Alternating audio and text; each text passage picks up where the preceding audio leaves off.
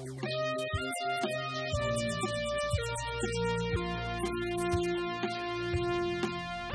and welcome to Citizens Forum. This is being filmed on Tuesday, June the 9th in the Memorial Arena in Victoria, BC.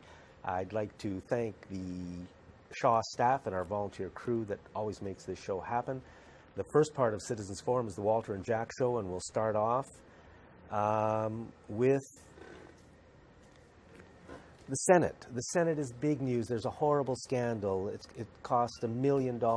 They're all sneaking money from us. That's the story. It's leading the news. And, you know, I think, and I'm afraid that that story is being used, as the media always does, to cover up a much more important story that's also happening in our government, and that's Bill C-51 and Bill C-24, which I'd never heard of. I'd never heard of Bill C-24 until a couple of days ago. But where's Bill C-51? I mean, here we are. It's completely disappeared from the public's view. The media will not talk about it. This bill that is being put through in order to allow a secret police that's going to work for big business to go after anybody who dares stand in their way, because I think that's where this law is eventually going. That's Bill C-51. Bill C-24 is already the law. Bill C-51 is in the Senate. Bill C-24 is already law. It allows Harper or any government to remove the citizenship of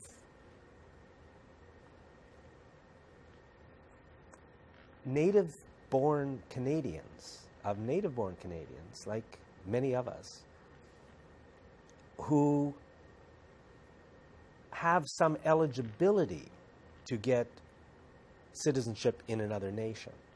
So, I mean, a lot of people, if you're from Europe or from the States, if a father or grandfather or mother or grandmother is from some country, under that country's rules, you may have the right to citizenship in that country. And under that, Harper, in complete secrecy, with the media not even hardly saying a word about it, has passed a law saying that he can now take away people's citizenship. And of course, for people who are born outside the country, even more so, and people who are dual citizens right now, more so.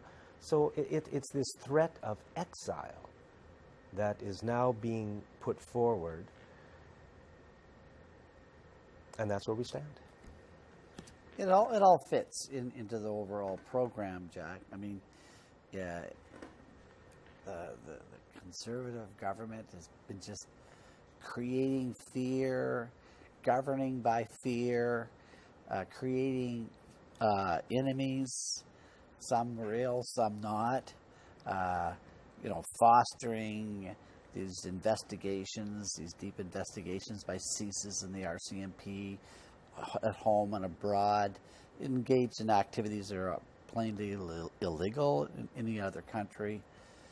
They're taking us really down into a new low level of governance in Canada. They're trying to steal our sovereignty from all the people by creating fear. And that's where we stand. It's part of an ongoing disaster. So Bill C-24, Google Bill C-24 BCCLA, the BC Civil Liberties Association. I think it's BCCLA. If you Google both of those things, you'll get their take on it. You had a story about from the Times Colonist. Well, it's related, with the Harper agenda. You can read the headline for us. Yeah, pair found guilty in legislature bomb plot. So basically, this is the legislature bombing scenario that basically the fundamentals of the case do not meet, the sniff test. There's something wrong with the case from the start. Last week we found out 241 officers worked on that case, Jack. That's more police officers than all in southern Vancouver Island. Worked on one case, in my view, to frame two mentally incompetent people for a crime in which they themselves constructed, planned, When you say they themselves, you mean the RCMP? The RCMP came up with this. It looks so much like they constructed the whole thing. Fundamental questions are not being asked. The very questionable activities around whether or not this case should have come to court, how the prosecution brought this case. It's really strange because most judges would look at that and say, no, this looks like entrapment. They should have rejected it on entrapment. Now, what they're doing right now is they're considering whether or not the police have entrapped this couple before they issue their sentencing. Again, it's a strange procedure that they're doing this at the end of the trial. One really has to wonder how good was their defense, really. So there's a lot of issues around this case. It's very unsettling, and it's all about these two people who are now become a jihadi movement in Canada. And, you know, it's so ridiculous, so incredibly unbelievable. And you know, you're looking at spending millions and millions of dollars on this case, Jack. We have yet to find out how much they've actually spent on this. Don't be surprised if it's $10 to $20 million to frame this couple. And it all fits this Harper agenda of fighting terrorism, and it's all complete nonsense. You know, there's not enough hard, solid evidence. But it's effective because the story that's put out is, let me read it again, pair found guilty in legislature bomb plot. Yeah. I mean, just headlines like that, when people read them and people hear it on the radio, the official story is repeated over and over and over again on CFAX, for example, our biggest radio station, as if any of it was true. And just, I think it was yesterday, that would be Monday, June the 8th, they did an editorial on CFAX about this. Yeah. And basically the editorial was that no, the police did not.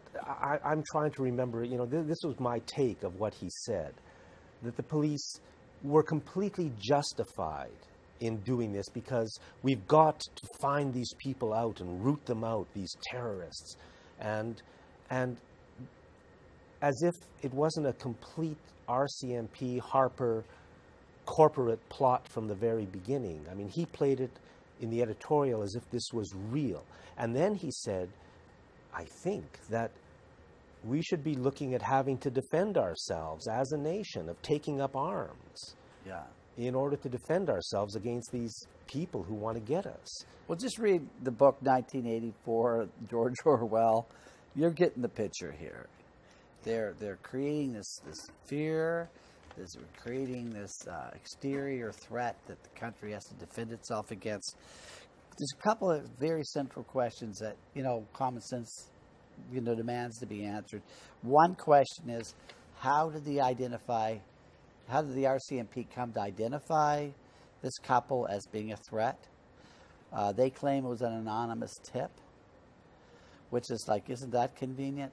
And also how they approached this couple and how they basically in every other manner would entrap them. It looks like entrapment to me. And they were afraid for their lives, that if they did not carry out the plot that these people wanted carried out, the RCMP wanted carried out, they would be killed. Yeah, and if you review this, if you review what happened, you realize they're totally incompetent. Whenever the cops or whether these agents asked them to make plans for the bombing and show us the plans, it was ridiculous. They had no plans. They had no ability to do anything. They had no resources. And each time the agents would supply them with more resources, and they'd put them up in hotel rooms and ask them to come up with another plan, and then they'd look at it and go like, it's ridiculous, this isn't going to work. Obviously they're incompetent. And but the cops stayed right at it until finally they were able to paint some kind of a picture like they could frame them with. But it's one of the worst things that could ever happen to Canada, to allow this sort of thing to go on. Let's pray to God after the next election there'll be a sounder government in Canada, and we'll start getting rid of this crazy laws and allowing these sort of things to happen. Yeah, I hope for the same thing. We've got to start moving in better directions than where we are now. I want to move on to vaccines. I just heard somewhere in the media that a study was done. I'm not sure if it was in Canada or BC or what, that 4 out of 5 parents think that mandatory vaccination should be brought in, something like that. Now, when you hear something like this in the media, first of all, you can't believe the numbers. I mean, they may be true, but they just as possibly might not be true. You don't know because they lie to us all the time. But then here's what they don't report. I got this just sent to me in the email. It's about Merck, and Merck is one of the world's biggest drug companies. They've done some terrible things. People should be in prison at Merck for the things that have happened there. But this is what it said. Merck accused of stonewalling in mumps vaccine antitrust lawsuit. Now, this isn't reported in the media, right? We're not told that there may be something wrong with the official story that vaccines are safe and effective. We're never told anything else by our media because that's the media's job. The media's job is obviously the people who run this country want mandatory vaccination brought in, and they're doing it to us, and they may very well do it. But here's what this story says about Merck. This is a Reuters article published Thursday, so this is last week. Appears to be the first time a mainstream media outlet has covered explosive accusations that Merck falsified test results on its mumps vaccine. Today, the Wall Street Journal followed suit with coverage of its own. Lawsuit claims Merck overstated mumps vaccine effectiveness, is the name of the article. The court case stems from claims by 2 former Merck scientists who claim that Merck fraudulently misled the government and omitted, concealed, and adulterated material information regarding the effectiveness of its mumps vaccine. All of this in violation of the False Claims Act. According to the whistleblowers, Merck failed to disclose that its mumps vaccine was not as effective as they represented. They used improper testing technique, manipulated testing methodology, abandoned undesirable test results, and falsified test data, etc., etc., etc. Now, that's the history of the pharmaceutical industry in North America. For them to be telling us that vaccines are safe and effective while not ever telling us what really goes on at these drug companies is, I don't know what name you can even give it. That's criminal behavior, Jack. It really is. I mean, okay, companies want to make a lot of money. What's news, right? Corporations have a lot of power and no news there. But, we have a government and we have something called Health Canada, and they have the ability to look at drugs, to evaluate. They could actually do their own research, believe it or not. The hundreds and hundreds of millions of dollars they spend every year, they could spend a few bucks on doing some basic research to show that the stuff is not safe. This type of vaccine has high risk factors. And that's what the public's looking for, by the way. Not absolute safety or absolute harm. We're just looking at what are the risk factors. If you have the mumps and you're an adult, it's a pretty serious thing. But base that upon what are the risk factors of getting these vaccines, and do they work? And we don't have those sort of answers because our government, Jack, Health Canada, refuses to do it. Corporations are always going to have their interests at stake. They're very willing to lie about these results. Time and time again, we've seen that. We would have to be completely, what would you call a government that would take at face value the reports from these large corporations? So what would you call them? Incompetent, basically they're corrupt. I mean, yeah, you got 2 choices. They're either corrupt or they're incompetent, whatever you want to choose. And that's where we are. That's what our whole nation is becoming now. I mean, Harper, well, we'll do that later.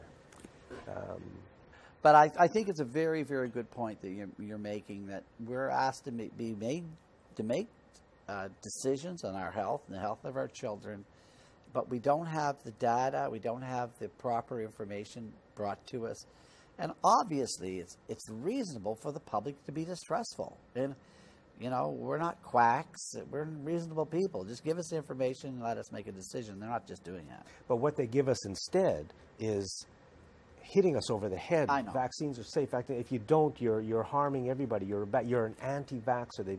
They've given us this name. I mean, it's like there's this all-out media assault. And what is that all about? It's not truth. It's not news. It's not honesty. It's corruption. They're working against us, and we've got to stop them and get the honest media that this country needs. And by the way, I think, going back to that case that's in the news about the 8 researchers that were fired from the Ministry of Health, I believe. Yeah. I mean, this story that I'm telling you right now about Merck, that's what it was all about. Somebody did not want independent research taking place. Those people were then gotten rid of from our provincial government by, we can't even find out who because there's no records. How corrupt is all of that? But it doesn't matter because Christy Clark still rules. How can somebody who's involved in something like that and many other things still rule over us? It's complete. When your leaders are not democratic, then what is going on? You know, kudos to Adrian Dix. I'm not a big fan of the guy, but he did something good when he really took on the pharmaceutical, this whole story about the firings. And John Horgan, they're on that case now. I think they see it an issue for the next election. But, you know, in many ways, they're still on the Liberal team because they're asking the fundamental questions. Like you said, when this research was being done by these UBC researchers, it was going to show that a smoking cessation drug was not effective, which would affect worldwide sales of this drug, which would be into the billions of dollars. And if you look at who's advising the provincial government, between the ministerial assistants and the other spend doctors and the parties who very easily drift over into public relations firms, sometimes drift right into working for these large pharmaceutical companies, and then back and forth. You know, it was easy for them to hatch a plan to manipulate this so that research was never going to come out. That's what this was all about. It was they were suppressing information for the public. Now, if that story really starts getting told in that manner, then this drug company stands to lose a lot of money.